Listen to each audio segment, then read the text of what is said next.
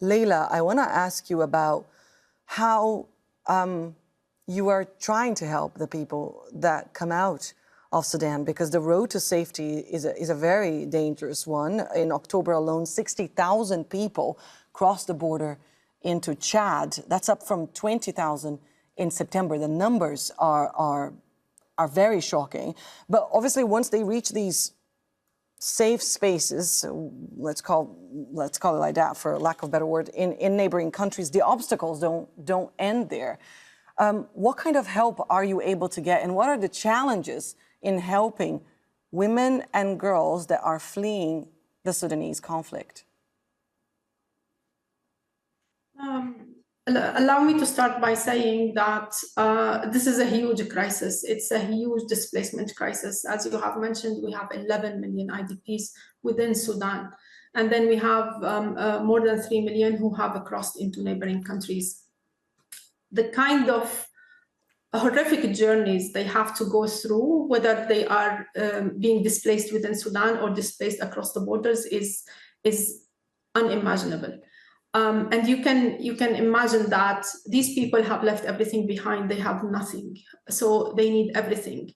From IOM side, we help within Sudan and we help with within neighboring countries. We have teams in Chad, we have teams in Egypt, and we have teams in South Sudan and other countries as well.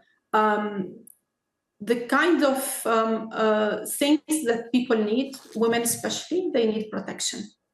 In order to be able to provide protection, you need to provide them with everything they need, from food to shelter to clothing to education to health services.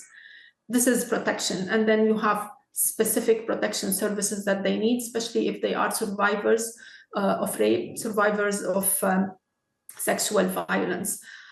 We have, in cooperation, of course, with UNHCR, because once they cross the borders, they become asylum seekers, not by default, but they register with UNHCR. So there is a collaboration between the two agencies to be able to provide services for them. But let me draw the attention to the inside Sudan. You have 11 million people on the move. And out of these 11 million people, you have almost 80% women and children under the age of 18. They need protection. For the UN to be able to provide protection, we need to be present on the ground. We need to be able to access the areas that we cannot access right now. And we need to be able to draw the attention of the world that despite the fact that this is a protection crisis, protection is underfunded.